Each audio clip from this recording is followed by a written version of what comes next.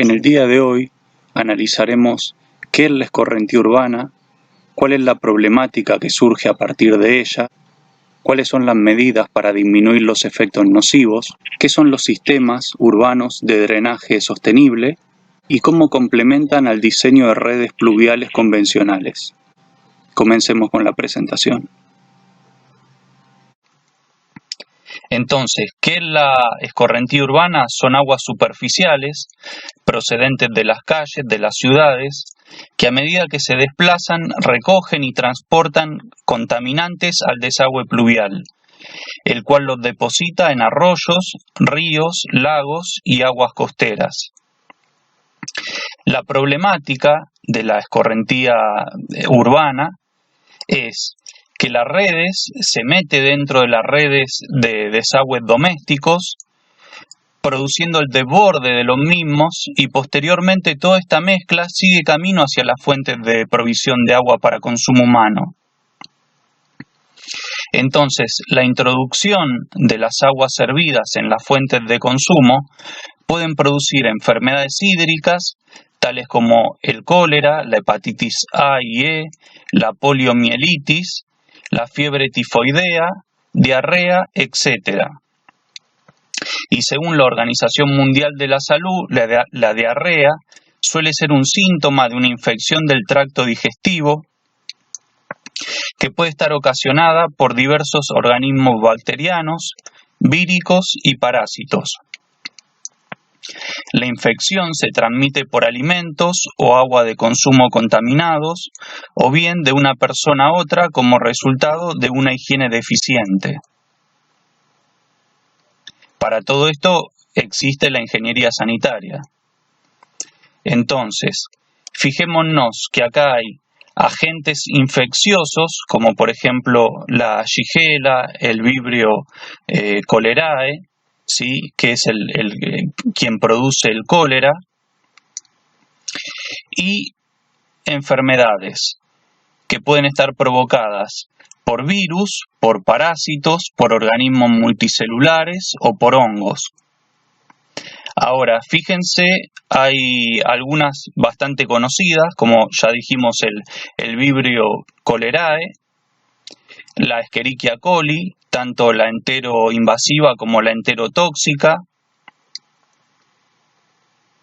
la malaria, la toxoplasmosis, la Giardia lamblia,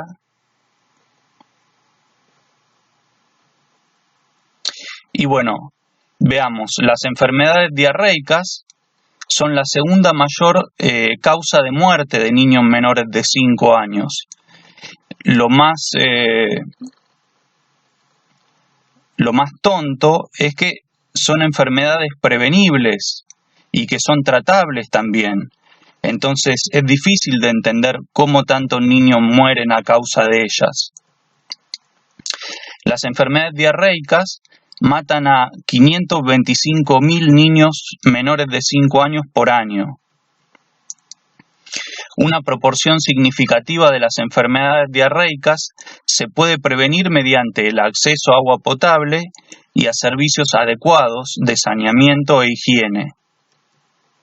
En todo el mundo se producen unos 1.700 millones de casos de enfermedades diarreicas infantiles cada año. La diarrea es una de las principales causas de malnutrición de niños menores de 5 años. Veamos cuáles son las enfermedades o las causas de muerte, las mayores causas de muerte en el mundo. Entonces vamos a ver muchas enfermedades que son tratables y que son prevenibles, como por ejemplo la cardiopatía isquémica, ¿no? Esto se trata de una arteria que está obstruida, esta arteria que debería conducir sangre, la cual oxigena y lleva nutrientes al corazón, no lo hace de forma eficiente, ¿sí? Y esa es la principal causa de muerte. La segunda principal causa de muerte es la afección cerebrovascular, que es muy parecida a la anterior, es decir, también en la obstrucción de una arteria, que lleva alimento y oxígeno, pero en lugar de llevarlo hacia el corazón, lo lleva al cerebro. Infecciones de las vías respiratorias inferiores, enfermedad pulmonar obstructiva crónica, el conocido EPOC, y en quinto lugar, lo que habíamos visto, las enfermedades diarreicas. Bueno, estas 5 enfermedades, lo más curioso es que son todas tratables y prevenibles. En algunos casos tienen que ver con una buena alimentación, con hacer ejercicio, con consumir agua de una fuente confiable, bueno, no fumar. Entonces, lo más raro, lo más curioso de esto es que las 5 principales causas de muerte en nuestro mundo son todas prevenibles y son todas tratables, si es que llegamos a tiempo. Sigamos con las últimas 5. VIH-Sida, cánceres de tráquea, bronquios o pulmón, tuberculosis, diabetes mellitus, traumatismos por accidente de tráfico, cardiopatía hipertensiva y prematuridad y bajo peso al nacer, que esta es la primer causa de muerte en niños menores a 5 años, ¿no? Habíamos dicho que la diarrea era la segunda causa de muerte. Bueno, la prematuridad y bajo peso al nacer tiene que ver con la primera. Esto también está vinculado al hambre, ¿no? A la falta de alimentos.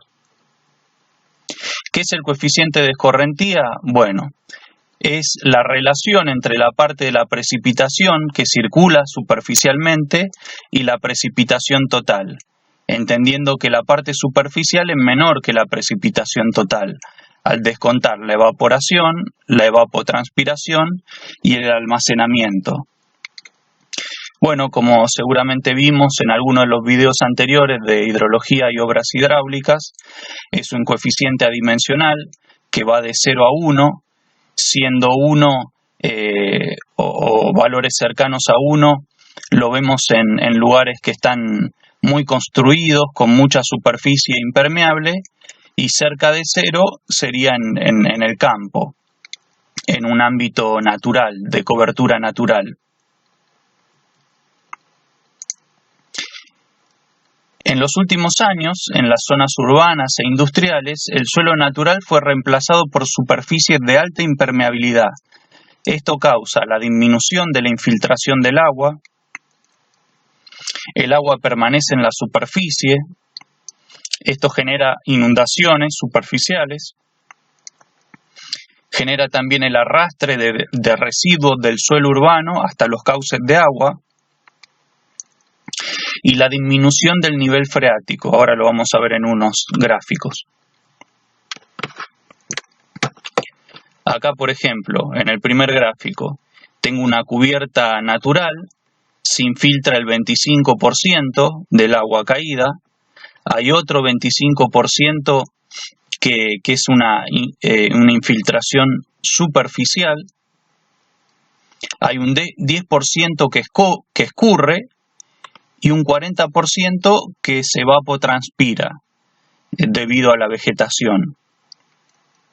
En cambio, en un ambiente más de ciudad, solamente un 5% se infiltra en forma profunda, es decir, que va a la napa. Un 10%, una infiltración más superficial, va a escurrir un 55%, es decir, más de 5 veces más de lo que escurre en el campo, y la evapotranspiración va a ser del 30%. Veamos los hidrogramas y los hietogramas. Esto que está acá ya lo habremos visto en algún video de hidrología. Esto es un hietograma y está en función de en milímetros normalmente, milímetros a lo largo del tiempo, es decir, esta lluvia, cuántos milímetros caen de esta lluvia. Este otro gráfico acampanado es un hidrograma. Y entonces en el eje de abscisas, perdón, el eje de ordenadas, lo que vemos es el caudal, ¿sí? Esto está en caudal. Imaginemos una cuenca. Esa cuenca tiene un punto de descarga, que es el punto más bajo, y entonces a través de ese punto va descargando el caudal a lo largo del tiempo.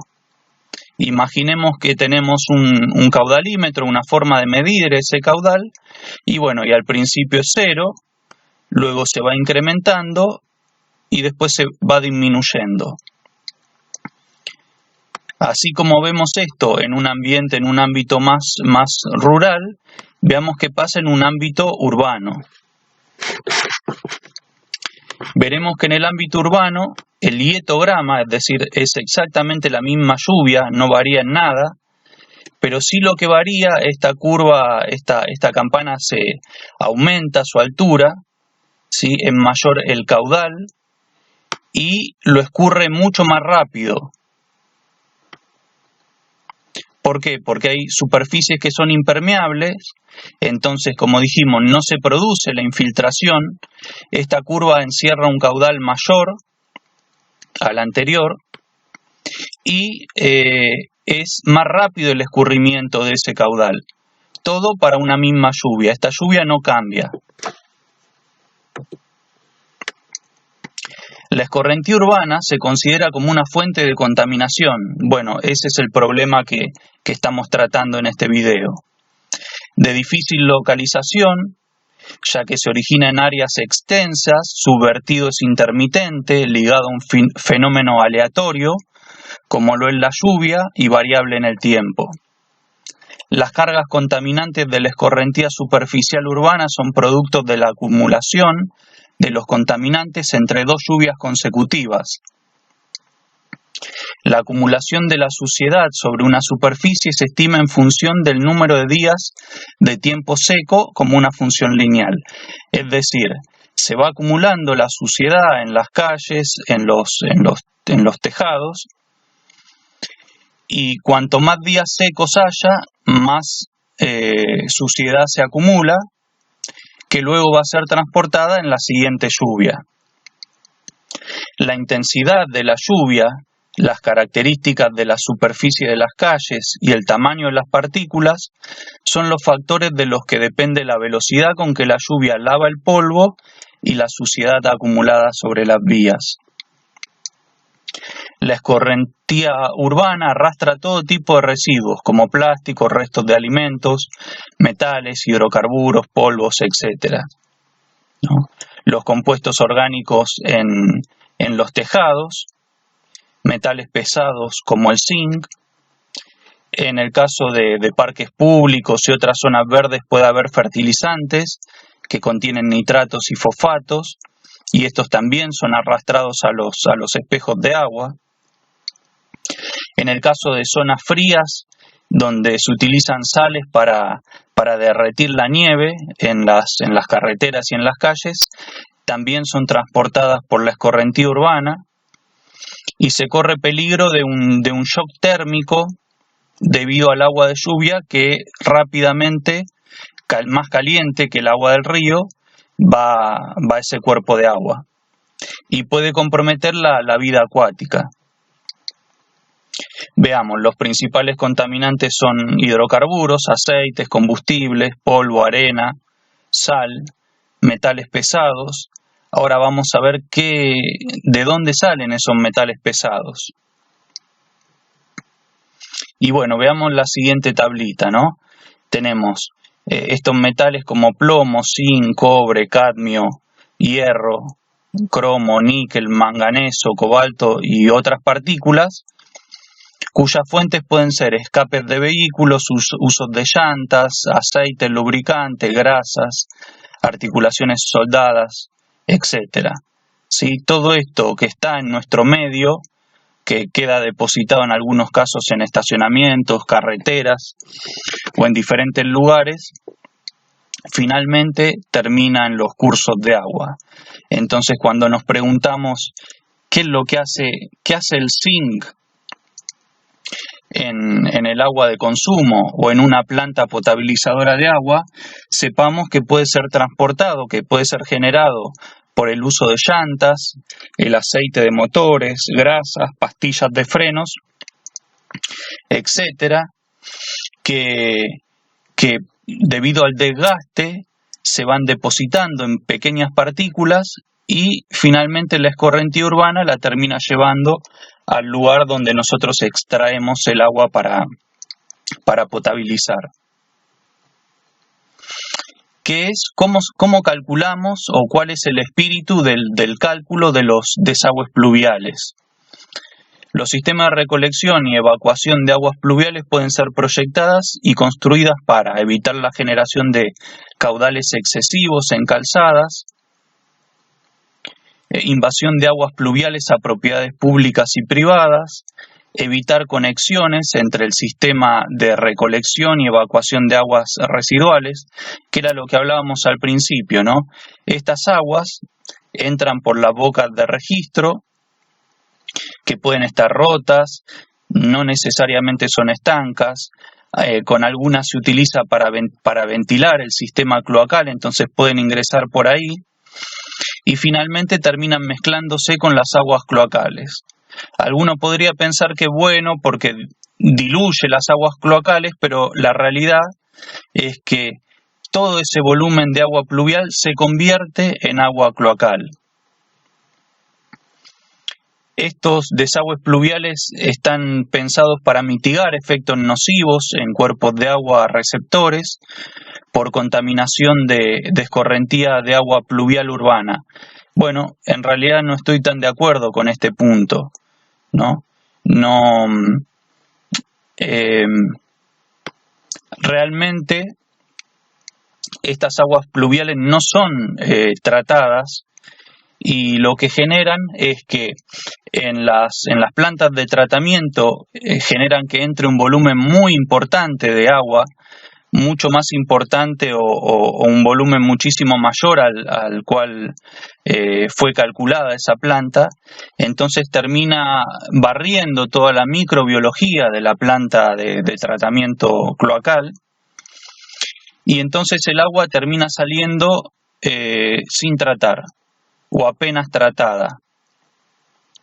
Y como las bacterias que existían, que estaban en esa planta de tratamiento, requieren un determinado tiempo para reproducirse y llegar al número más eficiente, esta lluvia puede provocar un daño que se va a extender por unos cuantos días, en el peor de los casos 28 días, pero no es que el episodio de lluvia genere un problema que instantáneamente se resuelve, sino que tarda tiempo en resolverse. Factores que intervienen en el estudio de los problemas de recolección y evacuación de aguas pluviales. Bueno, el tráfico peatonal y vehicular, esas son las consideraciones que uno tiene a la hora de diseñar una red pluvial. El valor de las propiedades sujetas a daños por inundaciones, análisis de soluciones con canales abiertos o conductos cerrados. Bueno, el agua en un principio va a escurrir por el cordón cuneta, ¿sí? Va a llegar a una boca a una boca de tormenta o sumidero como es este, y luego va a ir en un conducto cerrado que habitualmente está en el medio de la calle. Bueno, no cumplen las redes pluviales convencionales, no cumplen con esta necesidad de tratamiento del agua pluvial previo al vuelco al cuerpo receptor. Ahora lo vamos a ver cuáles podrían ser las alternativas. La capacidad de recolección del conjunto de sumideros debe ser consistente con la capacidad de evacuación de la red pluvial. Bueno, esto es sencillo, tiene que haber una coherencia entre cómo fue calculada la red pluvial y la cantidad de sumideros. Una cantidad de sumideros mayor puede hacer colapsar esa red pluvial y una cantidad de sumideros menor hacen que pierda eficiencia. Veamos cuáles son las propuestas superadoras que complementan a los desagües pluviales. Bueno, podemos tomar algunas medidas para disminución de los efectos nocivos.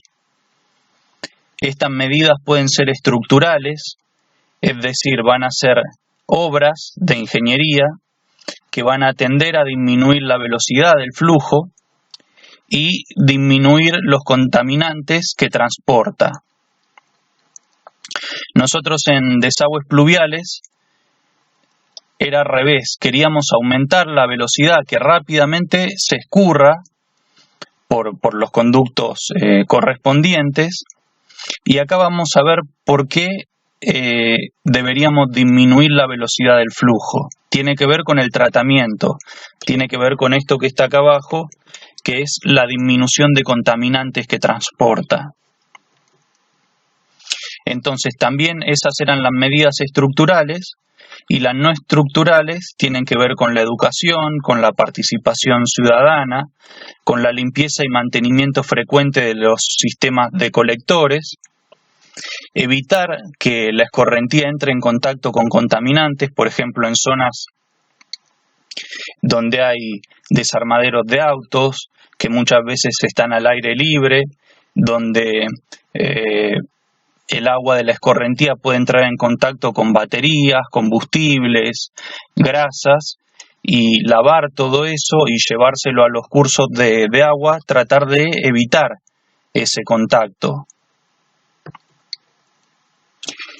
También podemos hacer una gestión de esa escorrentía a nivel de origen, es decir, a nivel parcelario, y entonces nosotros mismos en nuestras casas podemos recoger y reutilizar esas aguas pluviales. Les presento los proyectos integradores, los sistemas urbanos de drenaje sostenible. Acá vemos la prevención, que sería una medida no estructural. Luego vemos gestión en origen, que podría ser a nivel parcelario, es decir, en un terreno, en una parcela, en nuestras casas, donde se va a producir la evapotranspiración, donde también puede haber infiltración al terreno. Luego el excedente irá a una gestión en entorno urbano, como puede ser una ciudad o un municipio, donde también parte se va a evapotranspirar y otra parte será infiltrada. Y finalmente, el excedente, si lo hubiera, va a volcar en una gestión de cuencas, que es un entorno mucho más importante en superficie, y en él también va a haber evapotranspiración por un lado, infiltración por el otro y descarga a un curso natural de agua. Salgamos de la presentación y veamos un ejemplo. Acá vemos, por ejemplo, un terreno.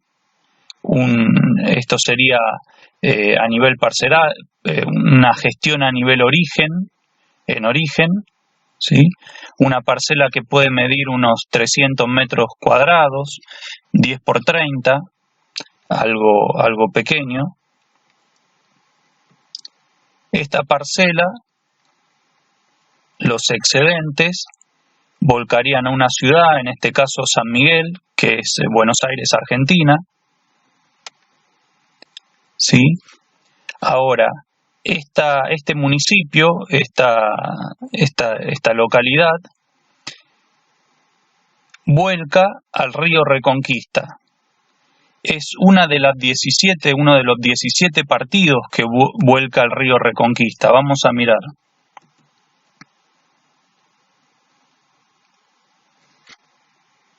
Este es el río Reconquista en toda su extensión, marcado con azul. Vamos a ir tramo por tramo. Comienza en el dique Ingeniero Rollero.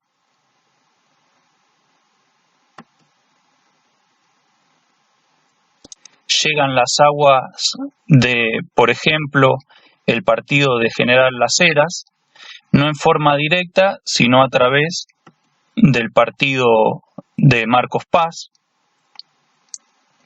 Curiosamente, Marcos Paz fue vicepresidente de Argentina, murió en 1868 como víctima del cólera, de la enfermedad del cólera justamente.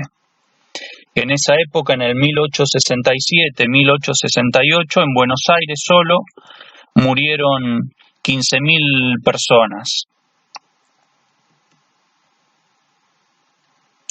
Otro de los partidos que aporta al río Reconquista o al dique Rollero es el partido de Luján, el partido de General Rodríguez, que tiene parte del lago que se forma, es propiedad de General Rodríguez. Otra parte es de Marcos Paz y otra parte es de Moreno. Esto en Merlo, partido de Merlo, partido de Moreno. Hasta acá son todos los partidos de la cuenca alta del río Reconquista. Ya en la cuenca media tenemos al partido de Ituzaingó, al partido de Morón, al partido de Hurlingham,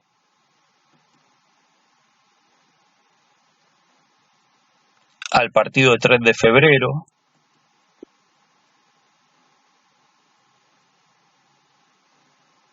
al partido de José C. Paz. Este río Reconquista, el largo total del río es de 82 kilómetros. El área de San Miguel, la superficie de San Miguel, el partido que veíamos que contenía la parcela, tiene un área de 83 kilómetros cuadrados. Y toda la cuenca del río Reconquista tiene una superficie mayor a 1.700 kilómetros cuadrados. Ahí tenemos el partido José C. Paz, que vuelca indirectamente vuelca al partido de San Miguel, y el partido de San Miguel vuelca al río Reconquista. El partido de Malvinas Argentinas, el partido de San Martín.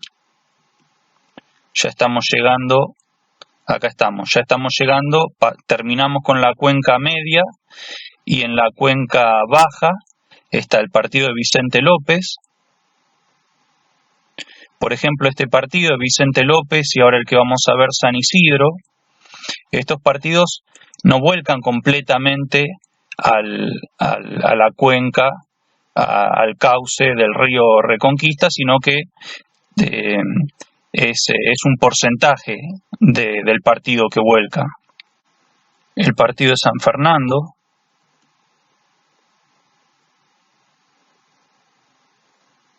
y finalmente el partido de Tigre.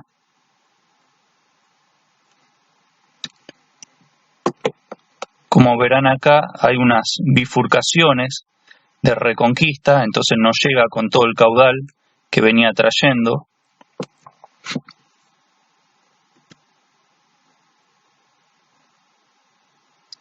Y finalmente desemboca en el río Luján.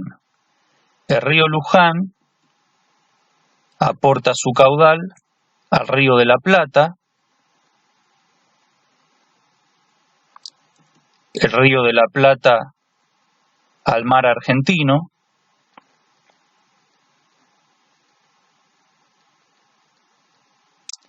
Y el mar argentino al océano Atlántico.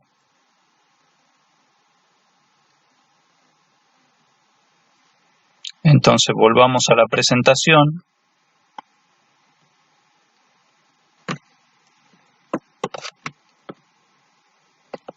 Entonces el ejemplo es particular de un río de Buenos Aires, Argentina. Nos sirve para mostrar cómo serían estos 3 niveles. Continuemos. Entonces, ¿qué es lo que podemos hacer en origen? ¿Qué es lo que podemos hacer en nuestra parcela, en nuestra casa? Bueno, podemos colocar pavimentos permeables, ¿sí? o podemos utilizar césped o grava si queremos para la entrada de nuestro vehículo, o bloques impermeables con juntas permeables, o bloques y baldosas porosas, o pavimento continuo poroso. Veamos algunos ejemplos. También podemos generar algún tipo de cubierta vegetada, los llamados techos verdes o techos vegetados, ¿sí?, que ayudan a que el coeficiente de escorrentía disminuyan. También hacen que la conductividad térmica también disminuya, entonces hacen más eficientes los sistemas de calefacción o refrigeración en nuestras casas. Incluso se puede cultivar, se puede armar una huerta o un jardín o lo que nosotros deseemos. También podemos colocar pozos y zanjas de infiltración. Algo un poco más grande, depósitos de infiltración. Todo esto tiene que ver con el control en el origen, es decir, qué es lo que nosotros podemos hacer en lugares reducidos. Ahora ya para lugares más importantes podemos hacer este tipo de drenes filtrantes, donde el agua no escurre a cielo abierto, sino que escurre en un medio poroso, ¿sí?, con grava, gravilla, arena, y a su vez esto mejora la infiltración de esta agua. También logra que esta agua no escurra tan rápido, por lo tanto se va a producir la sedimentación de las partículas que vengan con el agua. Acá lo vemos esto mismo también a nivel urbano, la gestión urbana a nivel municipal, cunetas verdes, alguna más vegetada que la otra, zanjas filtrantes, bueno, lo mismo que veíamos en un primer momento, pero fíjense que esto es toda una zanja con ese material poroso, con piedra, grava, gravilla, para mejorar la infiltración en el terreno y también para lograr la detención y la sedimentación de partículas. Entonces, esto es una forma de tratar la escorrentía urbana. Evitar de que llegue un caudal tan rápido, o sea, de esta forma yo disminuyo el caudal, disminuyo la velocidad, evito las inundaciones y trato la escorrentía, trato los contaminantes que se encuentren en la escorrentía. Acá vemos cómo sería una ciudad, una zona urbana con todos estos elementos, como los techos urbanos, puede haber huertas o jardines verticales. Acá vemos el tipo de drenes, donde está vegetado también. Estas plantas van a colaborar para que se airee el agua, para que se retenga y que retengan todas las partículas que lleva el agua. Entonces, ahora va a llegar a los mismos cuerpos de agua, pero va a llegar ya purificada, va a llegar ya tratada y con un menor caudal. Veamos a nivel cuenca, ¿no?, lo que les mostraba, por ejemplo, la cuenca del río Reconquista o cualquier río del mundo, ¿sí?, donde podríamos colocar en zonas de autopista o en otras zonas lugares de depósito de detención superficiales para mejorar la sedimentación, la acción, estanques de retención con funciones similares, y humedales. También tenemos en el canal un video sobre humedales, que lo que hacen es, hay plantas que les confieren oxígeno al agua, se tratan incluso hasta metales pesados, se produce también sedimentación, también evapotranspiración, y bueno, y como dice acá, puede ser un lugar interesante en lo educacional y en lo recreativo. Como conclusión tenemos que existen una gran variedad de recursos disponibles para mitigar los efectos contaminantes, pero es necesario la concientización de la sociedad en materia de la contaminación ambiental. Esto constituiría una de las medidas no estructurales, ¿no?